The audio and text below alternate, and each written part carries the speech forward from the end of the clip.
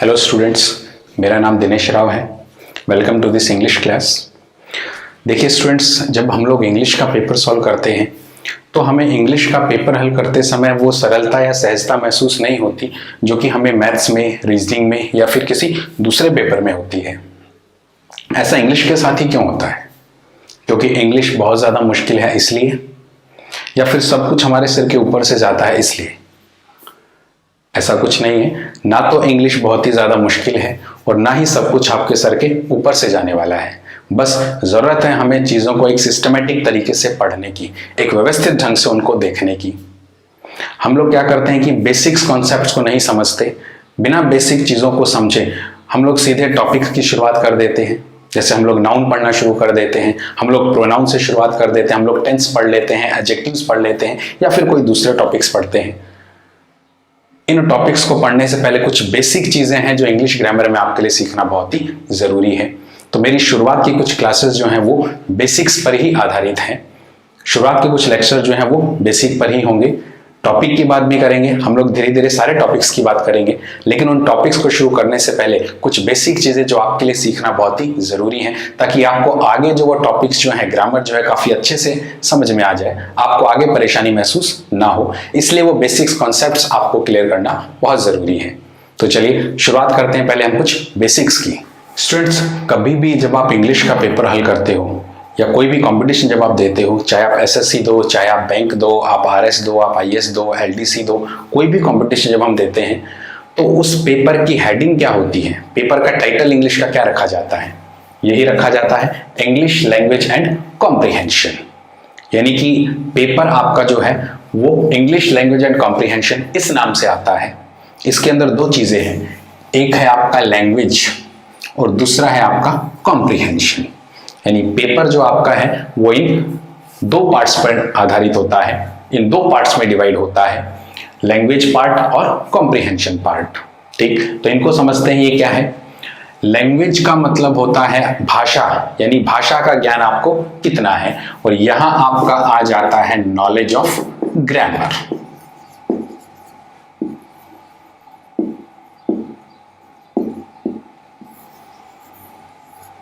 यानी भाषा का ज्ञान आपको कितना है, यहां आपसे पूछा जाता है नॉलेज ऑफ ग्रामर। यहां आपकी जांची जाती है नॉलेज ऑफ ग्रामर कि आप कितना भाषा की व्याकरण के बारे में जानते हो, लैंग्वेज का कितना आपको नॉलेज है। दूसरा पार्ट होता है कॉम्प्रिहेंशन, और कॉम्प्रिहेंशन का मतलब होता है एबिलिटी टू अंडरस्टैंड।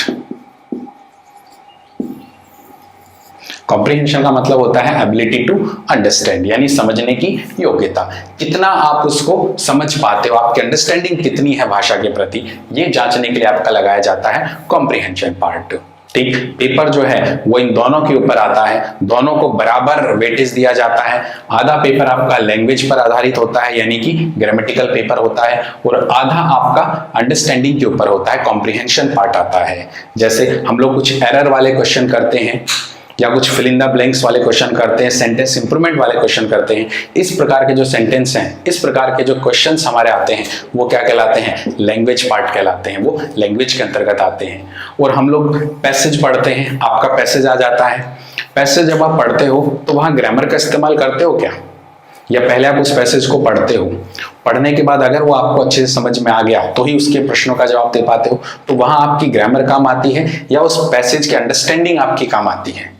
वहां आपकी अंडरस्टैंडिंग काम आ रही है कि नहीं? अगर आपने उस पैसेज को अंडरस्टैंड कर लिया, समझ लिया, तो ही उसका जवाब दे पाओगे, नहीं समझा तो आप उसका जवाब नहीं दे पाओगे। तो वो हमारा क्या कहलाता है? Comprehension part. तो इस तरह से पेपर जो है वो दो भागों में बंटकर आता है, लैंग्वेज पार्ट और कॉम्प्रिहेंशन पार्ट। आप सिर्फ लैंग्वेज पढ़कर एग्जाम फाइट नहीं कर सकते, या फिर आप सीधा सीधा कॉम्प्रिहेंशन पढ़कर भी एग्जाम फाइट नहीं कर सकते।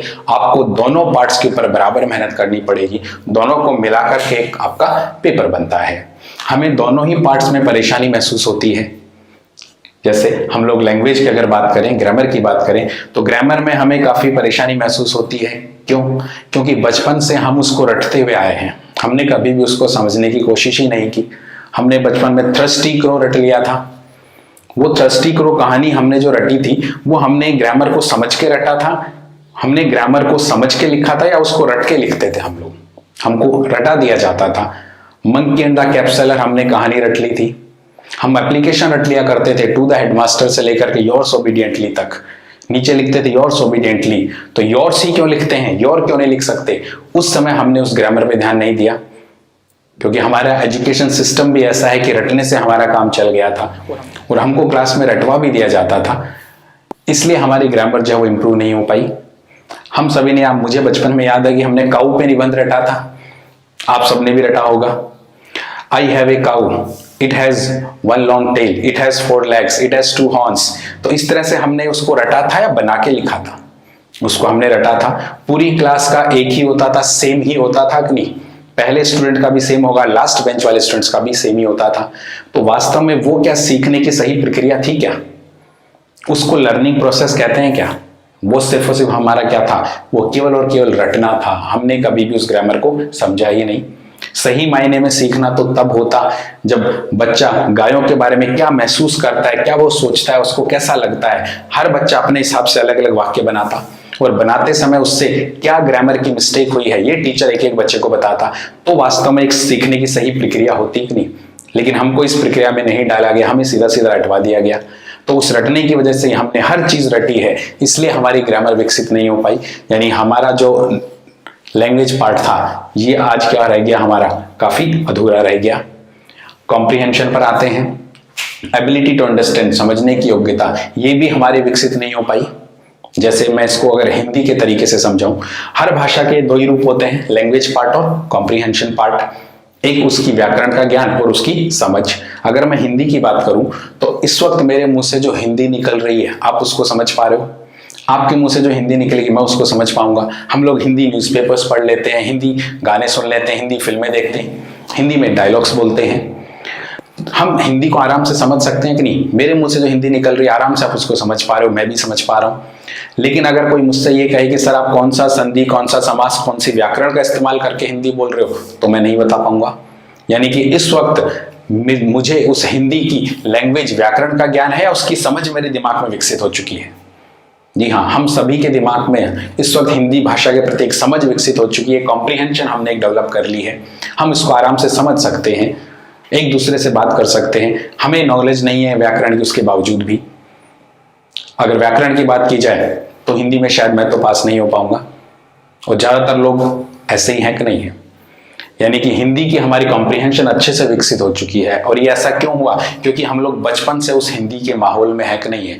हिंदी फिल्में हमने देखी है, हिंदी गाने हम लोग सुनते हैं, तो चारों तरफ हिंदी का माहौल मिला, तो हिंदी भाषा की समझ हमारे अंदर विकसित हो चुकी है।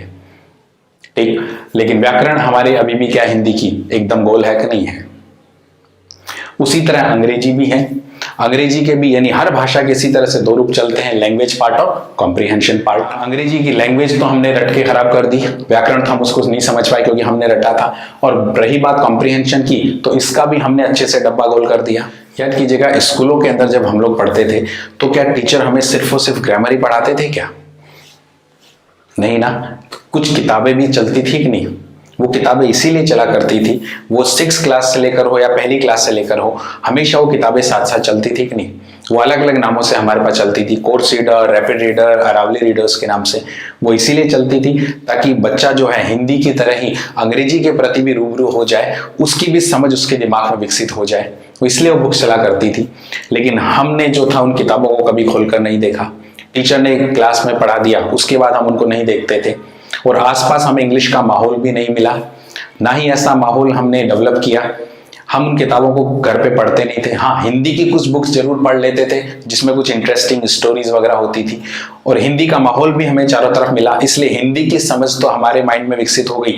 लेकिन इंग्लिश की तरफ हमने ध्यान नहीं दिया और ना ही हमारे चारों तरफ इंग्लिश का माहौल था, तो इसलिए इंग्लिश की कॉम्प्रिहेंशन भी जो है वो हमारे अंदर विकसित नहीं हो पाई। इसलिए आज अंग्रेजी का कोई भी पैसेज जब हम पढ़ते हैं तो हमें उसको काफी टाइम लगता है समझने में, और हिंदी का पैसेज हम लोग जल्दी से समझ जाते हैं क्योंकि हिंदी की समझ विकसित हो चुकी है। हम लोग इस माहौल में ढल चुके हैं, बचपन से कई सालों की मेहनत है। लेकिन अंग्रेजी के साथ हमने ऐसा नहीं किया, इसलिए इंग्लिश की कॉम्प्रिहेंशन हमारे विकसित नहीं हो पाई। आज ये दोनों ही चीजें हमारे लिए क्या हैं, बिल्कुल निचले स्तर पर आ गई हैं, इसलिए हमें कंपटीशन में परेशानी महसूस होती है।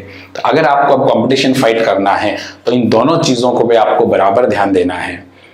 ग्रामर के टॉपिक्स तो आपको क्लास में धीरे धीरे सारे क्लियर हो जाएंगे। कॉम्प्रिहेंशन भी जितना होगा करवाने की कोशिश यहाँ की जाएगी, लेकिन खुद आपकी मेहनत पे ये ज्यादा डिपेंड करेगा।